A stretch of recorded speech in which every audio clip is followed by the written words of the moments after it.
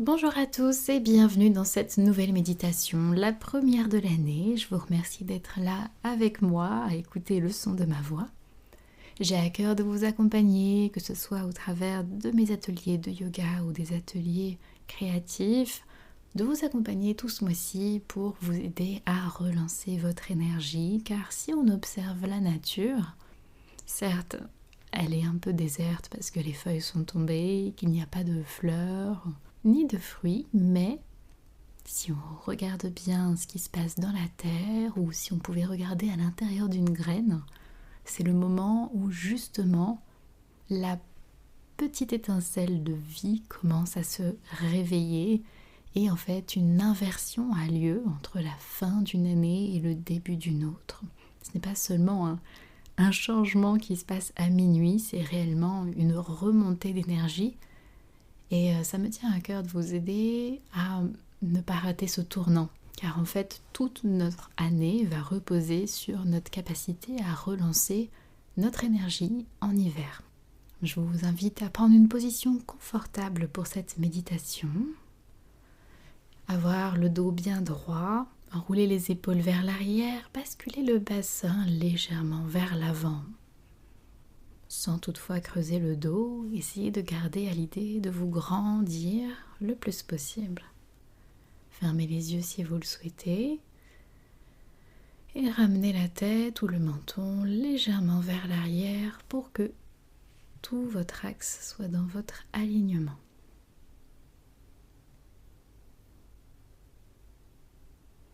Si une pensée vous traverse au fil de la méditation, n'essayez pas de la chasser ni de la dérouler. Essayez simplement de poser un sourire sur vos lèvres et reconcentrez-vous sur votre respiration. Ça vous permettra de répondre, mais avec de la distance, sans trop prêter d'attention et choisir de plus vous recentrer sur vous-même.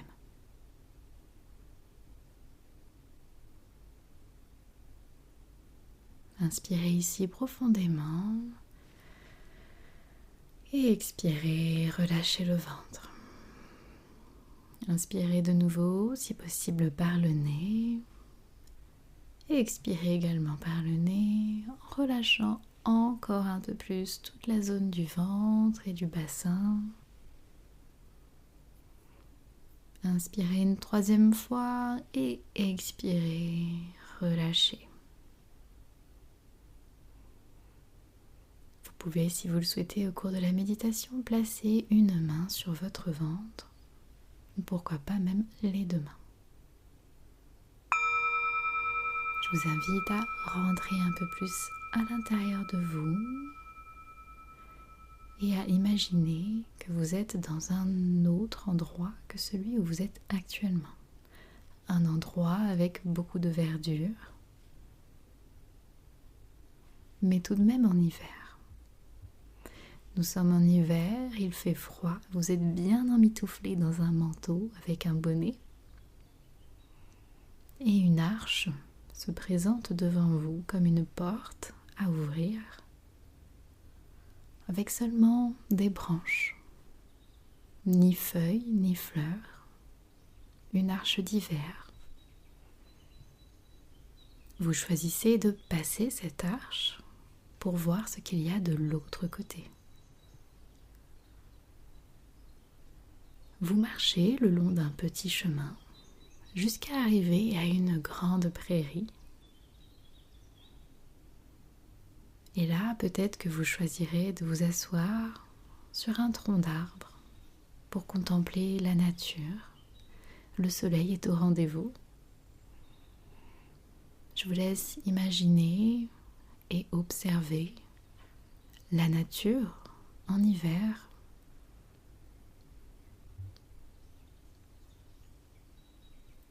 Quels sont les mots, quelles sont les images qui vous viennent en premier à l'esprit lorsque vous pensez à l'hiver?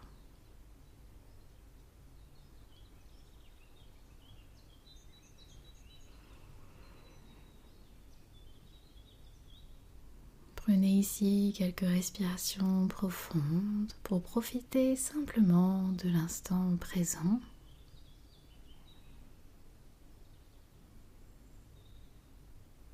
Comme je le disais tout à l'heure, l'hiver est une période assez symbolique de renaissance. C'est-à-dire que pendant toute la fin de l'année précédente, vous vous apprêtiez à comme renaître symboliquement en lâchant, en finalisant les chapitres et en lâchant tout ce dont vous n'avez plus besoin pour ce nouveau chapitre. L'idée est ici, dans cet entre-deux parfois inconfortable, surtout quand il y a peu de soleil, de prendre le tournant et de bien commencer cette nouvelle année. Si l'hiver est une renaissance, alors sur l'hiver repose tout ce que nous allons faire et être au long de l'année. C'est pourquoi, même si c'est une saison qui nous demande de revenir à l'intérieur de nous-mêmes et même de descendre dans nos profondeurs, parfois pas toujours agréables, c'est vraiment nécessaire pour y mettre de la lumière et surtout venir y trouver ou renforcer notre ancrage, notre identité, notre centre, ce qui nous constitue, notre moi. Car cela nous permettra non seulement de relancer notre énergie, car plus centrée sur nous-mêmes, mais aussi de moins nous égarer, de mieux savoir où on va. Lorsque l'on sait d'où l'on vient, on sait mieux où on veut aller.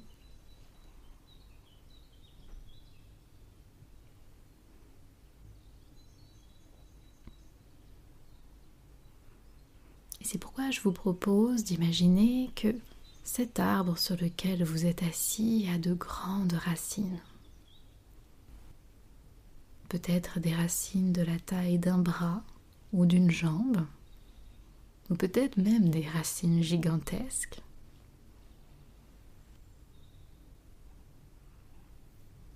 Et imaginez, pourquoi pas, que les racines de l'arbre sont aussi vos propres racines. Permettez-vous pendant quelques instants d'imaginer que vous pourriez, pourquoi pas, avoir des racines qui partent comme ça de votre bassin, qui pourraient peut-être, pourquoi pas, passer par vos jambes, puis qui viendraient s'enterrer profondément en direction de la terre et pourquoi pas même du centre de la terre.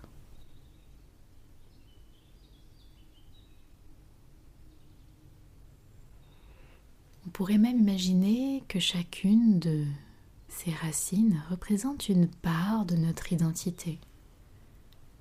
Peut-être qu'une part va plus représenter votre famille, vos proches, votre famille de cœur ou vos amis, les personnes piliers sur lesquelles vous pouvez compter.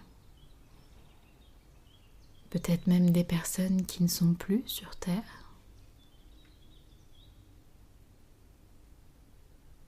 Une autre racine, tout aussi lumineuse, pourrait plus être liée à notre foyer, cet endroit que l'on appelle la maison, que ce soit une étendue, une maison, un appartement.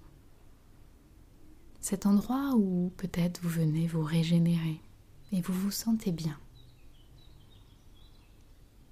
Une autre racine pourrait être liée à un événement marquant de votre passé qui aurait fait qu'aujourd'hui vous êtes devenu la personne que vous êtes.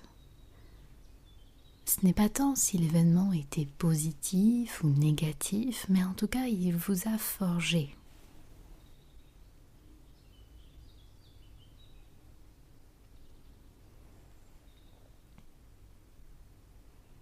Une autre racine pourrait aussi représenter les traits de votre personnalité. Nous avons tous des personnalités assez uniques et complexes, mais parfois certains traits de caractère peuvent nous définir, pourquoi pas, on peut s'y identifier.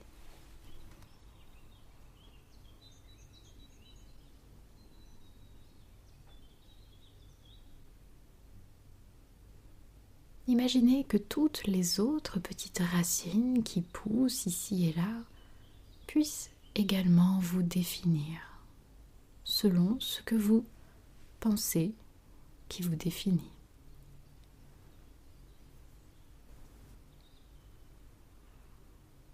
Prenez ici quelques instants pour respirer profondément et ressentir ce que ça pourrait être que d'avoir des racines solides, un ancrage stable.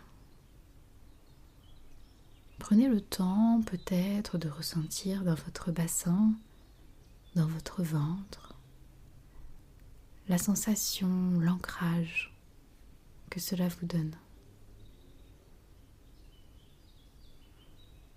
Peut-être qu'avec des racines, vous aurez l'impression de mieux résister au vent et aux intempéries.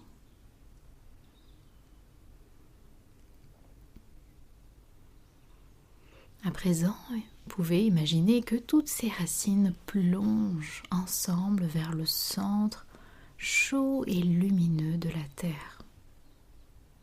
La Terre mère sur laquelle nous vivons, celle qui nous porte, nous nourrit, nous accueille aussi jour après jour le temps de cette incarnation. Le mois de janvier est un mois d'incarnation. Incarnation vient du latin incarne, qui veut dire dans la chair. C'est le moment de revenir dans notre corps physique. Alors pourquoi pas nous reconnecter à tout ce qui est matériel, et notamment dans la nature, à nous reconnecter à la terre. Pourquoi pas remercier la terre pour tout ce qu'elle nous donne, sans compter.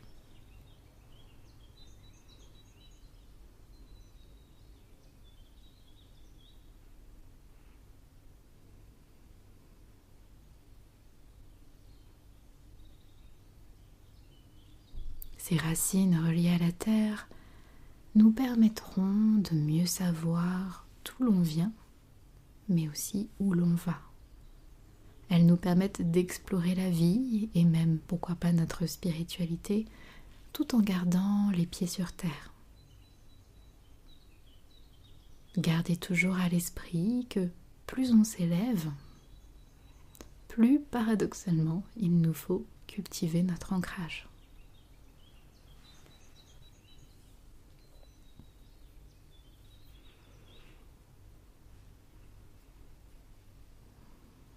Inspire et expire ici profondément avec le ventre. Et au même moment où vous remerciez la terre, ressentez comme dans chacune de ces racines, une chaleur vient se réveiller. Elle remonte puis vient se loger peut-être dans vos jambes, dans vos pieds ou peut-être même dans votre bassin, comme un petit foyer chaud qui se forme dans votre bas-ventre. C'est ce qu'on appelle votre réserve d'énergie vitale qui va vous servir pour toute l'année. Plus on détend les muscles consciemment du ventre, plus on pose notre attention sur cette réserve d'énergie, plus sa chaleur et sa lumière peuvent grandir sur chaque inspire et sur chaque expire. Juste au niveau de votre bas-ventre, cette zone est bien connue depuis des civilisations pour être à la fois source de notre énergie vitale et notre énergie ancestrale, celle que nous avons héréditée de nos parents.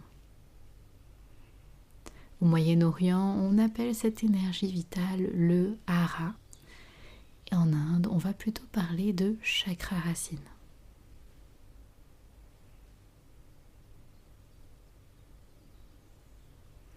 Imaginez à présent que sur chacune des expires, on peut faire grandir cette lumière, peut-être de couleur blanche, mais un blanc légèrement orangé qui réchauffe.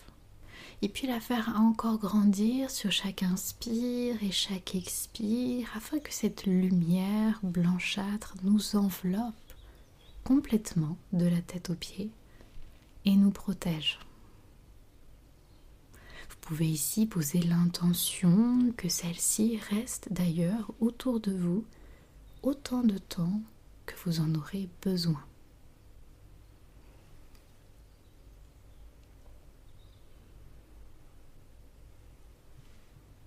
Si à tout moment quelque chose vient entraver votre lumière, imaginez simplement que vous remettez cette mémoire à la terre. Laissez-la tomber et glisser vers la terre afin d'aller vers le centre de la terre qui se chargera de la transmuter pour vous.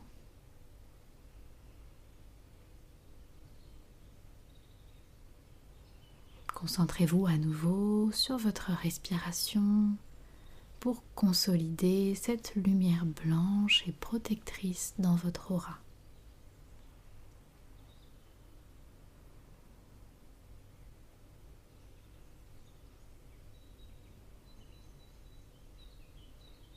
Cette lumière vous protégera et vous soutiendra dans ce nouveau départ. Ce mois où on est invité à utiliser la force terrestre du bas afin de nous grandir tout au long de l'année.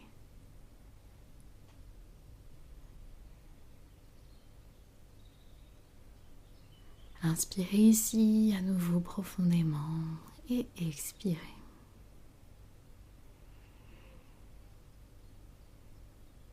Ouvrez intérieurement les yeux pour regarder la nature autour de vous. Prenez le temps de contempler, de profiter du silence de l'hiver.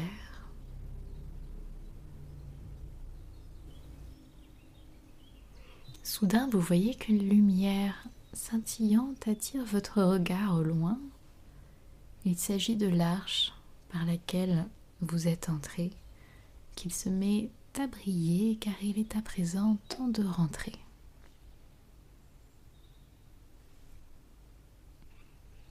Vous décidez de remercier l'arbre, le tronc d'arbre sur lequel vous étiez assis, de remercier la nature, ainsi que vous-même pour vous être accordé ce moment et pour prendre soin de vous.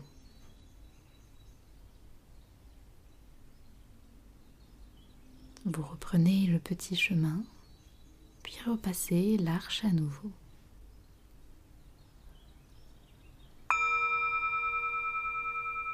Vous voilà à présent de nouveau dans votre corps, ici et maintenant. Gardez encore un peu les yeux fermés quelques instants. Prenez le temps de ressentir l'air qui vous entoure, peut-être même l'air sur votre peau. La chaleur, les odeurs, les sons. Prenez le temps de remuer tout doucement les doigts des mains, les pieds.